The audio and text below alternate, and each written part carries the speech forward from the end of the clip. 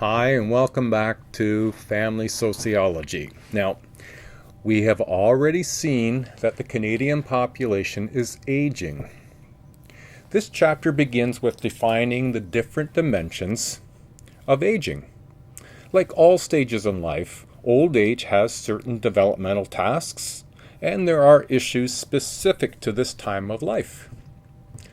The dramatic increase in the numbers of the elderly will affect all Canadians, so we look at how this impact might be felt. Now, there will be more jobs in the occupations that cater to the older people, and many of you taking this course may end up working in services that are orientated toward the elderly. The availability of services will be important to the growing number of seniors. The need to pay for these services will be a concern for all Canadians. So let's begin looking at grey power and the sunset years. So we're going to begin by considering dimensions of aging. Now, the popular myth about the elderly can be misleading. The time clock for beginning or becoming older is less clear-cut, but one still does exist. Old age is being redefined rather than as one group, as experts now see there's more likely three. And this shift has occurred in my lifetime when I was attending high school, and this is back in the 70s. It wasn't too outrageous to think that people were old and ready to move to retirement and old age homes by 65, maybe closer to 70. That's not the case anymore. So let's look at these three categories.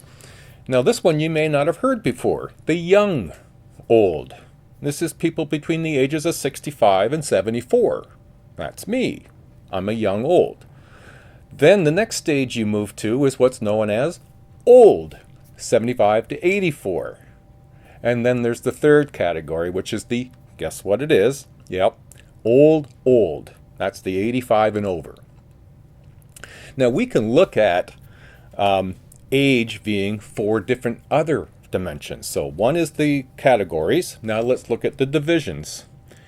Now, the first thing we'll look at is what's known as, and you may already be familiar with it, is chronological age. Now, chronological age is the number of years old you are.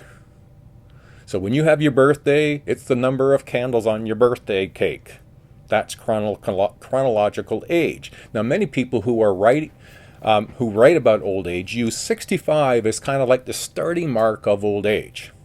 And in fact, 65 is a relatively new standard. It used to be younger and was mentioned. We are now dividing into three groups. So it used to just be the 165, but now we see we have three categories. Now, the second dimension is what's known as your physical age. Physical age would be, how are men and women viewed as they get older? You get white hair, white beard, you get wrinkles, and other related physical conditions. And now, as there are many variables that affect aging, the term lifespan is being replaced with health span. Now, the third category, dimension, is psychological age. Now, that's the state of mind. You're only as old as you feel. So this is the state of mind that you believe that aging is a frame of mind. It's difficult to find qualities that are characteristic of most elderly. Very much like other groups of people, they show more differences than similarities, as do the younger people. Now, psychological perspective is one that my mom was a strong subscriber to. She was always saying, I don't feel my age, I feel like I'm 30, I feel like I'm 40 as she was growing older. And then the fourth is what's known as a social age. Now, this is more about how we are supposed to act, cultural norms, timing of marker events such as grandparenthood, widowhood, retirement are changing.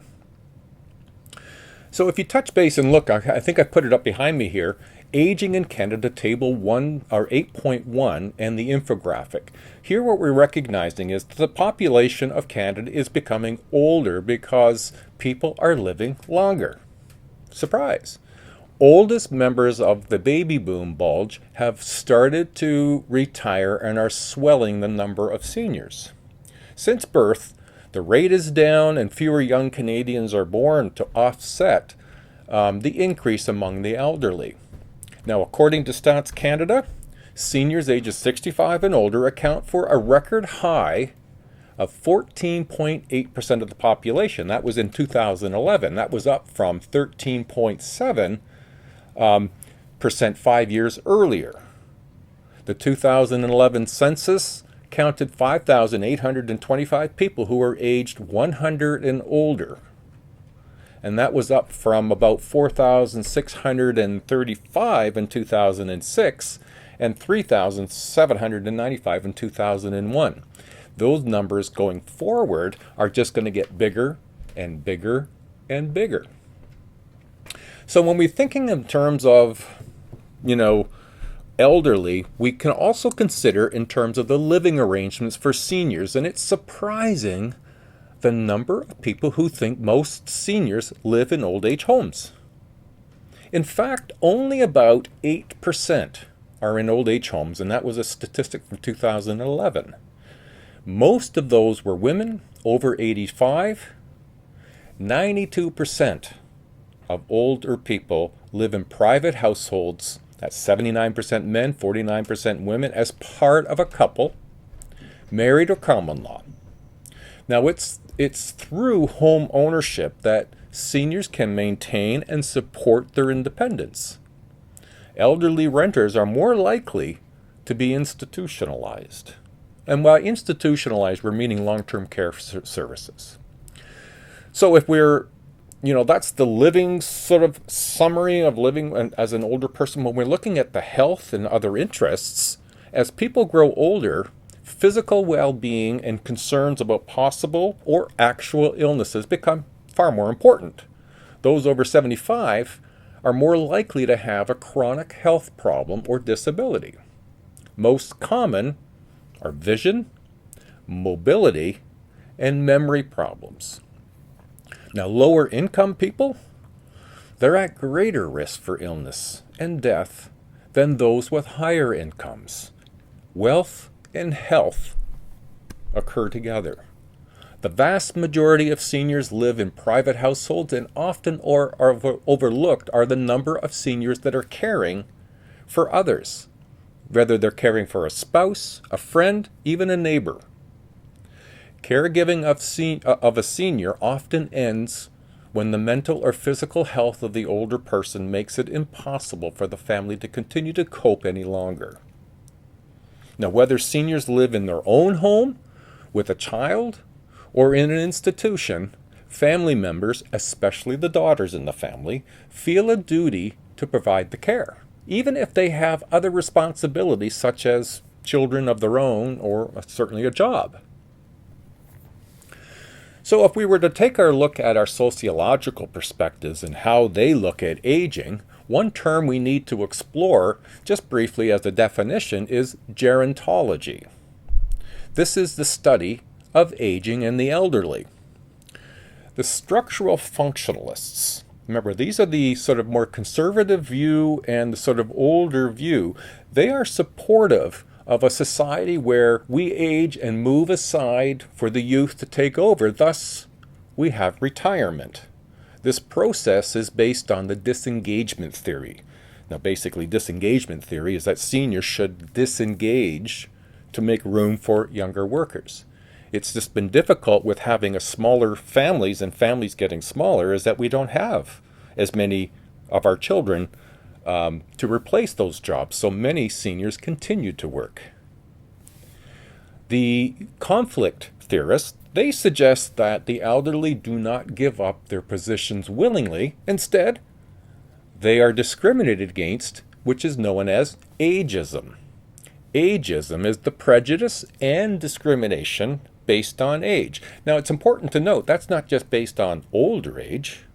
It's also based on younger age. What about young people who think they are competent and informed enough to be able to vote at age 17? But you can't. There's a law about when you can start voting, when you can start drinking, when you can drive a car. So these things too could also reflect ageism in some respects. Symbolic interactionalists. Well, they see our development as a lifelong process. It's through the social interactions, that face-to-face, remember, these are the micro theorists, that, volunteering is really big among the elderly. There are social interactions and engagement in volunteering, and that's important for them. So that face-to-face engagement is important for seniors. If we consider the feminists, they remind us that aging affects men and women differently. Women are more likely to be widowed and are likely to experience poverty, partly because in this older age group, women maybe didn't have full-time work. They lived where their husband did, and therefore when their husband dies, they don't have a pension. So poverty is more about they haven't got necessarily as much income to rely on as they did as a married couple. Now, family relationships. There's a key task for older people is to accept this shifting of roles and allowing the next generation to take over leadership in private and public life. Now, as we age, we often reflect on our lives. We look for order and meaning in our lives. We need to find some purpose, if you will. And without a sense of that, life has had meaning and purpose. So without that sense, you have, a struggle. If you don't have that sense of, meaning and purpose, then we can sink into some degree of depression or despair. There are a few differences in the adjustment of old age between homosexual and heterosexual men and women. It's very similar. But there are three key issues regarding the relationships between older people and their families. One of them is independence versus dependence, connection versus separateness, and openness versus privateness. Let's look at each of these because they apply to the age group quite differently. Independence versus dependence. This is the ability to remain as independent as you can related to both your financial status and your physical and mental condition of the older individual. Now, two sources of stress and is frustration of not being able to do tasks as they once did, and shifting to how others treat them are two tasks that they try to achieve. Home ownership often allows seniors to maintain their independence. Homeowners are significantly less likely to be institutionalized than those who rent. Living in a nursing home greatly reduces independence. In 2012, 200,000 Canadians, relatively few when you think of the population of Canada, it's around about 38 million, lived in residences for the aged. Now, another component then, that's the dependence and independence, but the next one would be connectedness versus separateness. Now, the struggle for independence often reflects tension between the desire for connectedness and the desire for separateness. Older people value relationships with their children and grandchildren, yet also wish to maintain their own unique lifestyle. You may have noticed the number of older Canadians that have jumped into social media as one way of connecting. The third point is openness versus privateness. Now, privacy may be precious in the face of retirement, widowhood, sickness, and institutionalization. Some find it preferable to obtain care from a stranger than a family member. If someone is cared for by a relative or living in a nursing home, a private life is virtually impossible. So when you look at these family relationships, we're also going to start with the couple relationship. The majority of older people live with a family member, usually a spouse. An increasing number of older women are divorced. The sexual relationship remains an important element in old age. Men are more likely to remarry following the death or a divorce from a spouse. More eligible women than men because men tend to die earlier. A significant result of seniors being sexually active has been an increase, hold your breath, of STIs, or sexually transmitted diseases, and HIV. With a more weakened immune system as you're older, and a misguided thought that age exempts them from these sorts of things, about 12 to 20% of all new HIV cases are attributed to seniors over 65. That was in a 2016 stat. Adult children may actively discourage remarriage because they see it as a disloyalty to the deceased parent, or because they are worried that maybe their inheritance will be affected. And as odd as that might sound, it's more real in the lives of older people about their inheritance. Now we can look at the relationship with siblings. I just had my brother visit, so that's an example of two old people, siblings, getting together where we're both young old. Most young old people have at least one living sibling. I have two. They're all younger than me. Quality of sibling relationship does not usually undergo dramatic changes as people age. Siblings' experiences of growing up in the same family often draws them together. You have some similar backgrounds, similar experiences. Illness and the death of a parent may influence the sibling relationship. It did very much when my mom passed away. Ken and I were being very involved in that process, so it drew us more closely together. Now that my dad's in a long-term care facility, that too is, and we commented on our visit today, we are just more connected now than we were in the last 30 years. With retirement and empty nest, siblings often increase contact. Sisters are closest, followed by brother-sister pairs. Now, those who have never married and the childless widow depend more on their siblings than maybe other couples do. So what about the relationship with children? Well, most older people have at least one child with whom they are in touch with. The closest relationship is usually between mothers and daughters. Married children not as close to parents as the divorced or separated, or especially the never married. Childless older people may have very active social networks that take the place of children. When a partner is absent or unable to provide help, children often provide the support. However, the parent-child relationship is not one-sided. When adult children have crises, such as a divorce, widowhood, or the birth of a child with health problems, parents, the older parent, are key providers of support. So that brings us to another relationship of older people with their grandchildren. As the population ages, increasingly common for several generations to know each other. Relationships between grandparents and grandchildren is considered a very special because it's not complicated by parental responsibilities. Entertain them, feed them sugar, send them home. Grandchildren tend to be close to grandparents with whom their parents have a good relationship. Grandparents can have a positive effect on their grandchildren. Grandparents are particularly important for the young adult grandchildren who regard them as important sources of emotional gratification and conveyors of family histories and traditions. Grandfathers tend to have less contact with grandchildren compared to grandmothers. In fact, you'll find that a lot of the older boomers who have begun to retire and have relationships with all these family members are starting to try to re-engage with grandchildren in a manner that they've got free time and more time than they first thought. Divorce has an impact on grandparents, and the number of step-grandparents is growing, not surprisingly. Many grandparents provide care for their grandchildren.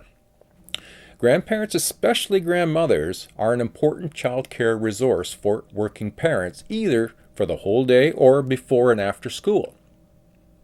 So that brings us to grandparents caring for grandchildren.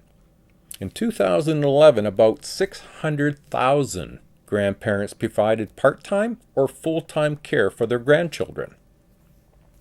Indigenous and immigrant families are most likely to live with grandparents. This is sometimes the benefit of overall family experience of the indigenous family groups that encourage children to help support the elders. Many grandparents provide some level of child care. It's less costly than formal child care.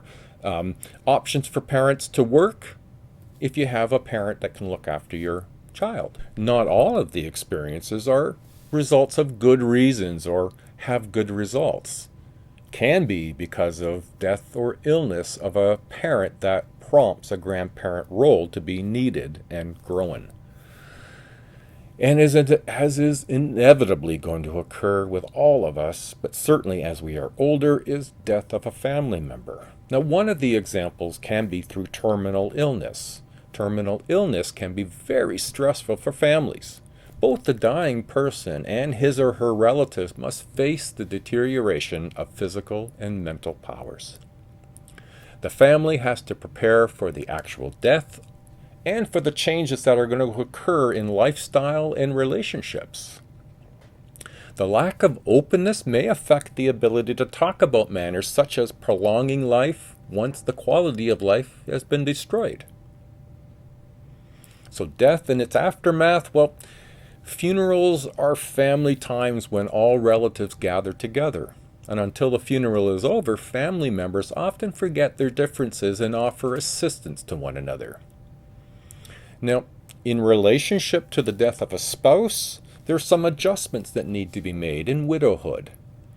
Widowhood initially involves the sense of loss, disorientation, and loneliness. Now, this is true for cohabitating as well as same-sex couples. Women who have centered their whole lives on their husbands and family often feel loss of identity and status more significantly. For some, however, the death comes as we'll call it a relief. Examples when one partner has suffered for a long time, or the relationship has been unhappy or abusive. Women tend to manage better than men after the death of a spouse. Men fare far worse because they have usually depended on wives for emotional support. And in the first year following the death of a spouse, men are more than women suffer an increase in the death and suicide rates. Now, one element that's often overlooked is economics of death. Often death of a spouse means a drop in family income, especially when the employed partner dies. I referenced to this earlier. Long-term hardships tend to be greater for women since they often have limited financial resources. For example, the pension that was shared, but when he passed away, she didn't have a pension, so that puts her in a very difficult spot. So they have limited financial resources like the pensions and are less likely to find a new partner. Now, if we look just at the minority groups in its relationship to aging, we can touch on immigrants. Cultures differ greatly in their views regarding how responsible middle generation should be for the elderly. Certain ethnic groups have strong beliefs about not abandoning relatives to nursing homes. Other people may feel isolated or shamed both because they are away from their family and community and because the elders are traditionally cared for within the family. Nursing homes designed for the specific ethnic groups help reduce the feeling of being cut off from one's culture. Recent immigrants are more likely to live in 3-generational households than those born in Canada, especially if they were from Asia or Latin America. Elderly immigrants living and aging in Canada face different challenges than domestic elderly. There's language barriers in some cases, disappearance of traditional social networks, and an inability to access economic resources. So when they join children in Canada, elders leave behind all their familiar attitudes towards seniors and customary ways of life. Children may have to adopt mainstream cultural norms. Older immigrants may thus feel displaced. If we consider Indigenous people, well, currently the Indigenous children under the age of 6 are more likely to be living with grandparents than non-Indigenous children. Traditionally, the grandparent generation among Indigenous people has the responsibility for socializing children, and in return, grandchildren had the honor of responsibility of helping grandparents remain independent. The elder role eroded through the coming of Christian missions and accompanying residential schools, which removed children from their homes and their cultures. During the 60s and the 70s, many children apprehended by child welfare authorities and placed with non-Indigenous foster and adoptive families. Now the role of family is being taken on by the community through services such as home support for the elderly and on-reserve nursing homes. Recent renewal of interest in traditional Indigenous ways, elders once again valued as custodians and transmitters of traditional culture. 2001 survey found that about half of Indigenous children living off reserves who could understand or speak an Indigenous language had learned it from their grandparents. Social policies and seniors. Well, there are economic factors. Canadian retirement income is made up of 3 pillars. Let's look at each pillar as to what they are and how elderly can be supported financially. The first is through old age security for those of age 65, even if you're not retired. It's a guaranteed income supplement if individual has little or no other retirement income. It's a very good first step as a pillar. The second is the Canada Pension Plan or the Quebec Pension Plan. Both are the same. Payments are based on how much an individual contributed over his or her lifetime of working. The third is the private pension and any other savings program you may have participated in. Company pensions and RRSPs are important elements, and there are still very many inequities in pensions. Women are more likely to be disadvantaged, and there's several factors as to why that's the case. Women are more likely to work part-time. Women usually do not work as many years as men because they're taking time off to have children and raise children. Therefore, more women than men work in the service occupations where there are no pensions.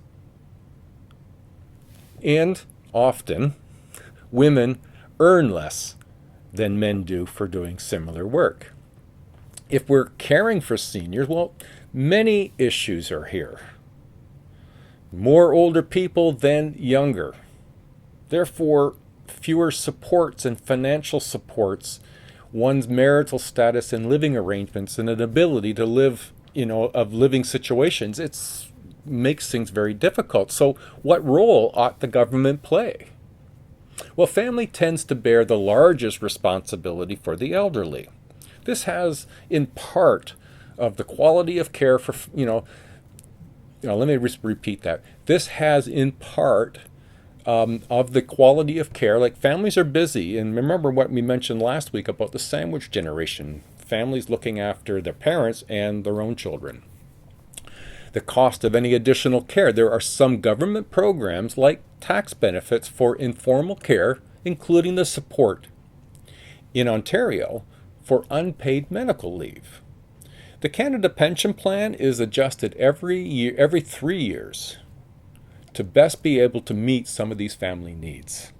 Now, there is still much needed innovation as the older generation continues to age.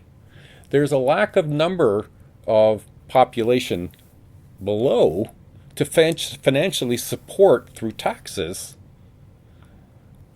the care that's going to be needed for people who are in their 30s now, who will be 65, 75, and 85 later.